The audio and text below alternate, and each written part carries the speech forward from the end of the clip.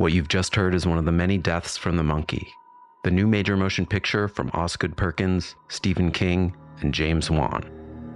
Experience it in theaters everywhere this Friday, because everybody dies, and that's life.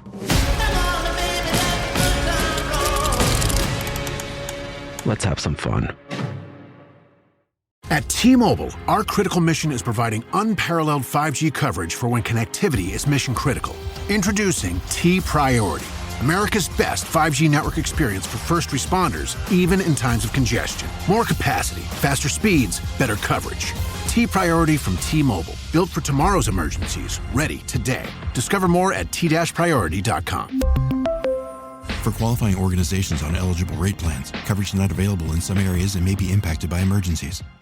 Hey everyone, and welcome back to Big Mad True Crime, where we get big mad over true crime. I'm your host, Heather Ashley, and this week I bring you a case out of not Utah. This case comes out of Ohio, and it involves drugs, guns, and a 5-month pregnancy. Even cats don't like small talk, so let's dive in.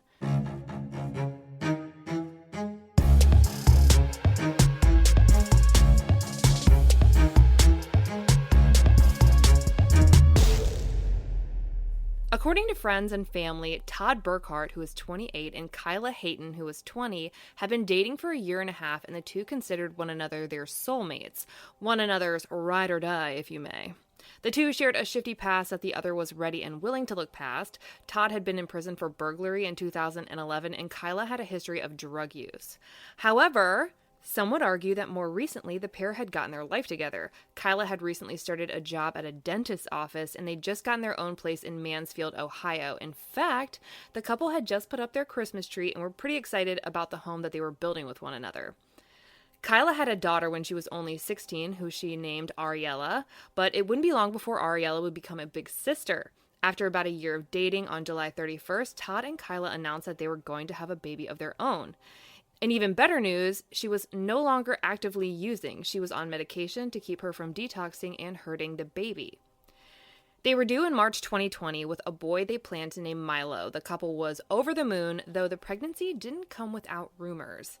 Todd shared some of the drama on Facebook, alluding to the fact that people may be questioning whether or not he was truly the father of this baby, saying, "Everyone can shut the fuck up asking me about my son. I'm a grown man. I know he's my son, not anyone else's. I go to every single doctor's appointments. Y'all don't think they tell you the dates?" It sounds like he was pretty certain the baby was his, but conception comes in 4-week windows, and I have to wonder if they had recently split for a brief time before becoming pregnant. Todd announced the pregnancy on Facebook on July 31st. If the baby was his and they were due at the latest March 31st of 2020, they essentially would have been announcing their pregnancy the day they found out they were pregnant. Oh well, bottom line, they were pregnant, they were excited, they were getting ready to be a family of 4. On November 16th, Kyla's mom came to their home in Mansfield to pick up their 4-year-old daughter Ariella for a sleepover. Nothing weird about it, just a grandma being a grandma and giving Todd and Kyla some time to themselves. It was going to be a one-day thing, spend the day with grandma, and then get picked up the next morning. After Kyla's mom picked up Ariella, the couple hopped into Kyla's vehicle and headed to Columbus. It said that Todd was dropping off a package in Columbus, and according to his sister, the two were going to drive to Dayton to pick up an AR-15 from a buddy he met while they were in prison together after his 2011 burglary conviction. Courtney said she was worried that Todd felt like his little family may be in danger and felt like he needed the gun for protection. However, Todd is a felon. He cannot legally own a gun, let alone an AR-15, so naturally he has to buy it from someone illegally. And from the sounds of it, the guy he's buying the AR off of doesn't sound like he's legally allowed to possess one either. This case is already off to a bad start. The entire trip probably should have taken 5 or 6 hours. It's 2 hours and 20 minutes to Dayton if you go through Columbus and consider dropping off a package and picking up a gun from a prison pal. They should have gotten back the evening of the 16th and certainly in time to pick up Ariella the next morning, but that never happened. When Todd and Kyla got to Dayton, he sent his sister a text saying that he was picking up the gun and heading home, and that was the last communication she would ever have with her brother. Sunday, November 17th comes and goes, and no one can get a hold of Kyla or Todd, and no one has come to pick up little Ariella. Friends and family are texting and calling the couple and getting no response, and all calls are going straight to voicemail. And I've said it before, and I'll say it again, living people don't turn off perfectly good cell phones. That's what silent mode is for. From what I understand, the pair may have used pay-as-you-go phones, so there would be literally no reason for them to turn them off, especially if they had just bought minutes. Sunday passes, and there's still no sign of Todd or Kyla. Kyla doesn't go to work on Monday or call in. Ariella is still at her grandmother's house. Kyla's dad says that she left her medication at home that keeps her from detoxing. She and her baby could be in serious danger, and it's now more clear than ever that they never meant to be gone for long. Todd's sister Courtney decides it's time to call and report her brother missing, and Kyla's father follows suit shortly thereafter. Kayla is described as 4 feet and 11 inches tall, a tiny little thing weighing 100 pounds with brown hair and hazel eyes, and more importantly, she is 5 months pregnant. Todd is described as 5 feet and 10 inches tall, weighing 160 pounds with dark blonde hair and blue eyes, and instead of a sleeve, he has like a shirt, both arms, stomach, chest, and back, tattoos everywhere.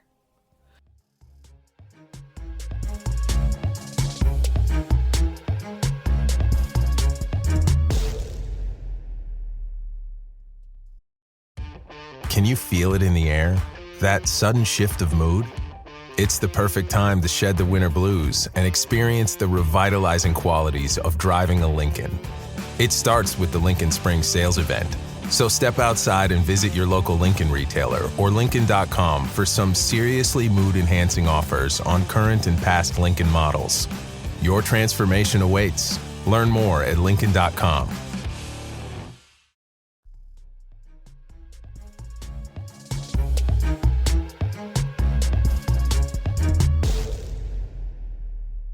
Three days later, on November 21st, 2019, police locate Kyla's car, which actually belonged to her father. It was abandoned in a parking lot in the 900 block of West Stewart Street in Dayton, exactly where they said they were going to pick up that gun. Police believe it had been sitting there for at least 2 days. There was no blood found in the car whatsoever. The only thing they did find was some paperwork from a doctor's appointment and clothes not only in, but outside of the car. The only thing suspicious about this, other than Kyla and Todd being nowhere in or around the car, was that the driver's side door had been smashed in. Now, the window was broken, but there was no blood, so it would have had to have been done by a tool, and none of the broken glass cut anyone. So it sounds to me like Todd and Kyla had gotten out of the car and locked it before someone else decided they wanted to get in and take anything with value, which it doesn't sound like they found. Now, I pulled up a map of the 900 block of West Stewart Street in Dayton, and it looks like the only real place they could have found the car, based on the description, would be the parking lot of Midwest Iron and Metal. And it turns out I'm probably right here because Courtney makes a post on Facebook asking that if anyone had seen her brother or his pregnant girlfriend near the intersection of Wildwood and Stewart Street to call police. Guess what's at that intersection? Midwest Iron and Metal. To add insult to injury, the parking lot was near one of the addresses frequently used by that friend Todd said that he was going to purchase this gun from, and when police knocked on his door, he was not there. Richland's source says that police also found 2 spent 9mm casings behind the vehicle, but authorities think that they're old and unrelated, they're bent, and they look like they've been run over a few times. And while this might sound weird to some people, for this area it's not. This isn't a good area. It's riddled with abandoned homes that drug dealers find and use to sell drugs out of. It's overrun by gang activity. A place that no one should knowingly take a pregnant woman to. A lot of people are pissed, but if you asked Kayla, she was his ride or die, even getting Todd's name tattooed on her ribs. At the end of the day, Kyla was an adult who could make her own decisions, and it doesn't sound like any of what was going on was a secret. It's at this point where Kyla's father, Brent, says he feels police genuinely started taking his daughter's disappearance seriously. His daughter and Todd had a history of crime and drug abuse, and a lot of people were referring to the couple as junkies. He felt like because they had a past, people figured they'd just show up one day. It was even speculated that Todd and Kyla were involved in a gang, and I don't think that's a huge stretch. In a lot of their photos and videos, the pair held up hand signs commonly associated with the Bloods. At one point, Todd's Facebook bio was, "Live by the code and die by the code." In some photos, they were decked out in all red outfits, and Kyla would sometimes wear a red bandana in her hair. But let's be clear that none of this means that they asked for whatever happened to them. It doesn't mean that they were less valuable. It doesn't mean that they weren't loved. We have to be better than the people who victim blame and victim shame. Todd and Kyla were brothers, sisters, mothers, fathers, sons, daughters, cousins, and friends. They were human beings with worth and value, and we will remember that no matter where this case turns. So, police have found the vehicle, but they haven't found Todd or Kyla. However, Courtney says that police have a suspect in mind that may know where they are. 2 days after finding the car, it's rumored that police got an anonymous tip leading them to 900 West Stewart Street, a home at the same intersection their car had been found. They locate 28-year-old Todd Burkhart's body alone in an abandoned home. He had suffered multiple gunshot wounds. On the same day, police name a person of interest in the case, 30-year-old Larry Dwayne Rogers, the exact same person Courtney had posted about. Larry's name on Facebook is Backwoods on Wildwood. Todd's body was found on a house at the corner of Stewart Street and Wildwood Avenue, literally the house on the corner. That's one hell of a coincidence. Larry and Todd were also Facebook friends. Larry, or Backwoods on Wildwood, whichever he prefers, since Larry is probably the worst name for a criminal ever, actually liked the post that Todd made about the drama surrounding whether he was the father of Kyla's baby or not. Larry and Todd were also incarcerated at the Mansfield Correctional Center at the exact same time, so the chances of Larry being the friend he met in prison that he was buying the gun from is getting more and more likely.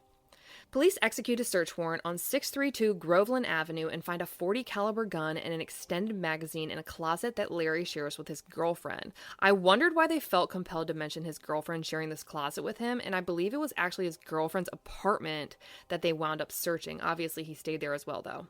Her apartment was less than 2 miles from where the car and Todd were found. As they do, police file unrelated charges to keep Todd behind bars while the investigation continues. In this case, it was having weapons under a disability, which is something he had been charged with before. This basically means he's a felon in possession of a weapon. Larry had been convicted of felony burglary in 2012, which legally deemed him unable to own or access a firearm, let alone an extended magazine. What do you need all those bullets for? Are you expecting more than 12 people to try and break into your house at one time?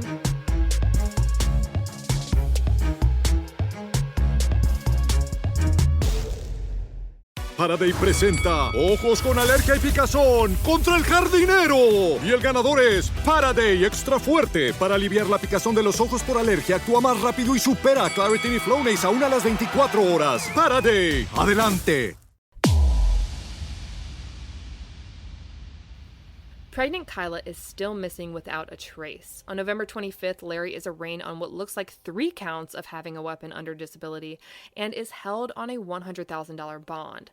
Later that same day, on what would have been her 21st birthday, cadaver dogs from the Ohio Department of Natural Resources lead police right to the door of the house only 2 doors down from the home that Todd was found in.